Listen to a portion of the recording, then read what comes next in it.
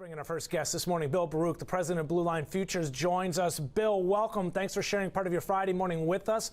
Sharp move lower yesterday in rates. I guess I'm wondering, it seemed a bit shocking to many. You would have expected the opposite considering the strong economic data, retail sales, jobless claims. Why do you think the Treasury futures product spiked?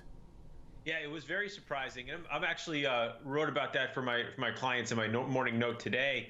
Listen, there's a lot going on. I mean, Russian tensions, Russian-Ukraine, U.S.-Russia, and the sanctions that were imposed yesterday definitely brought a safe haven bid. But it's not just that. You look back earlier this week, the CPI data, it's all about inflation. The Fed's going to remain accommodative until they have full employment, and they're going to let inflation run hot. But everybody was really fearing a very hot CPI read. We've been writing about it for weeks. We did not expect that here this month. It was only a tenth better or 10th higher than expected across the board from core numbers, month-over-month numbers, as well as the headline numbers. That's a very contained 1.6% on core CPI, given all the Fed stimulus. And that allows the Fed to be accommodative. It doesn't move a taper up. And then on top of that, we had Treasury auctions, a 3- and 10-year. As well as a 30-year, nearly $100 billion being auctioned this week. And, from there, you had pretty steady demand. It wasn't terrific demand, but it wasn't something like we've seen before with those 7-year auctions. So the fact that the demand showed up, it allowed a little bit of relief. And then on top of that, the foreign buyers, they were really steady. Japan's the largest #1 holder of our debt, foreign-wise. And their fiscal year started April 1st. Gave them a good reason to step in here and be a big buyer this week as well. We just looked at the 50-day moving average in terms of bonds. The futures just touched it yesterday. That was a big move up, to say the least here.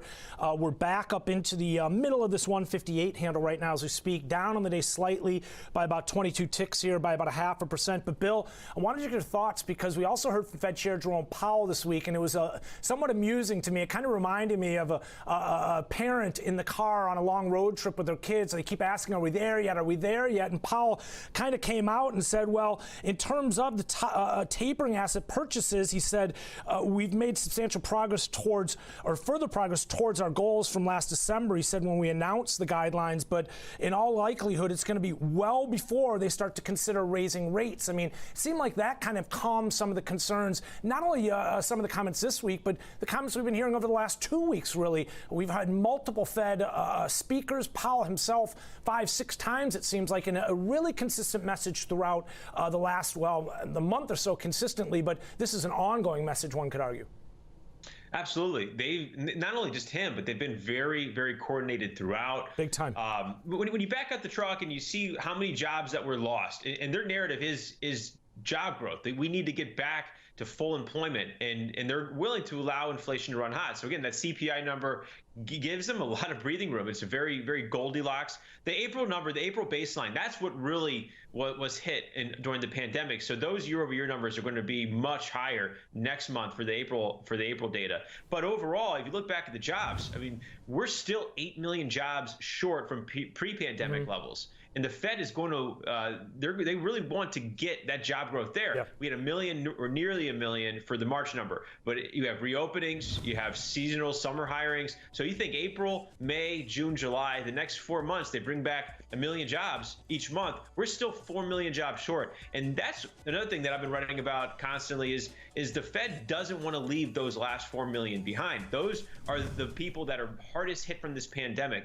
And then you saw the 60 Minutes interview on Sunday. I mean, where he kept reiterating their patience, but they also they brought in interviews from people who are who are hit as hard from the pandemic, living in tents.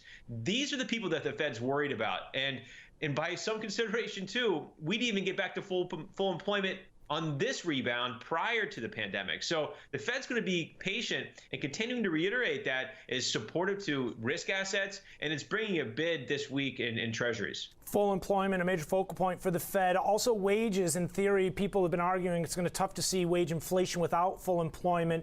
I wanted to get your thoughts here. If we could just show this chart here real quick in terms of that discussion, rates to the upside. Coming off yesterday in a sharp fashion here, but certainly to the upside. upside as of recent. We've been talking about, will it derail some of the trends we've been seeing here? You can see it hasn't, at least at this point in terms of the indices. And with them coming off right now, one could argue that will only fuel momentum to the upside in terms of this recent breakout that we're seeing up and through 4,000. Bill, what does this mean for the U.S. dollar, though, with rates coming off? Because it has had a bit of an about face after recently testing key resistance, 93.50, 94, and it seemed to get that lift with rates on the move higher. Now that they're backing off some, should we expect more weakness in the greenback?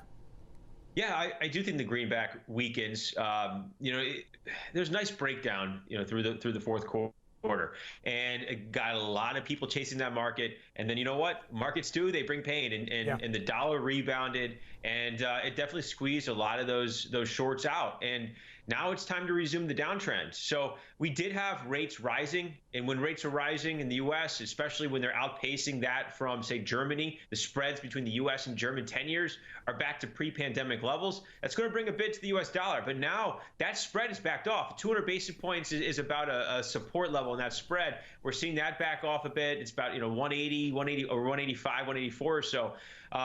That's allows the dollar to relief. And myself, I'm bearish on the dollar. My CTA, it's a commodity fund that I have worked with a couple partners there.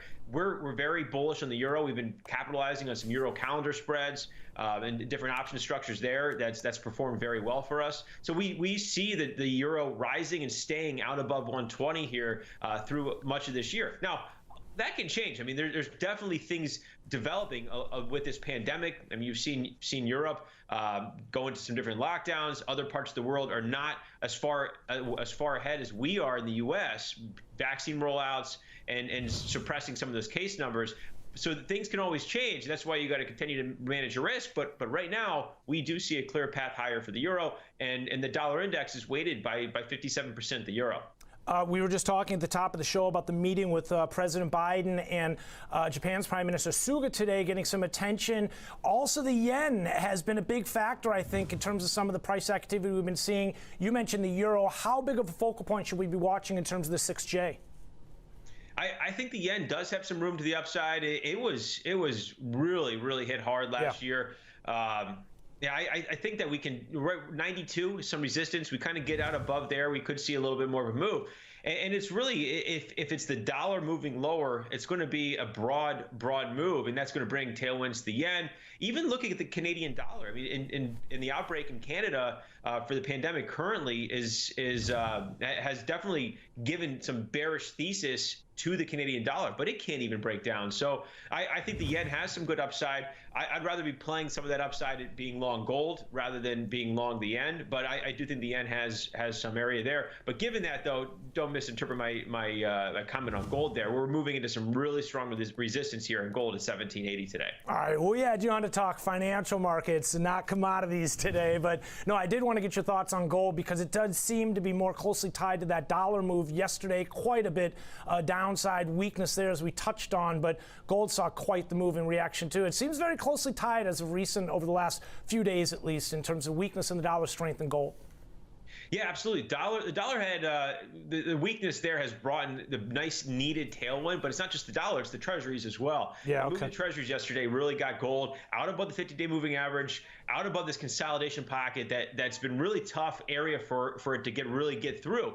Now we're moving into the damage. So the important thing to understand here in gold is it broke down so sharply early this year through February that there is tremendous technical damage overhead that we need to chew through. 1780, I've trimmed my position in half this morning against that 1780 resistance level. Probably will continue to take that out. I like silver. I really like what silver's doing. You had the 50-day moving average overhead there. I love platinum. I like platinum a lot. Platinum broke a nice downtrend level going back to last week and retested that downtrend level now as support this week. And in a very volatile week for platinum, but I think platinum and silver can outpace gold over the sort of intermediate to longer term. But as you have treasuries moving up and the dollar moving lower, gold can perform. Once it gets above, say 1790, we could see 1850 very quickly. I like it. Nice move above the 50-day moving average this week. We've got gold on the left, as you mentioned. Silver's kind of still hovering right around, and it looks like it just peaked above it here in the overnight session. So something to watch here, Bill.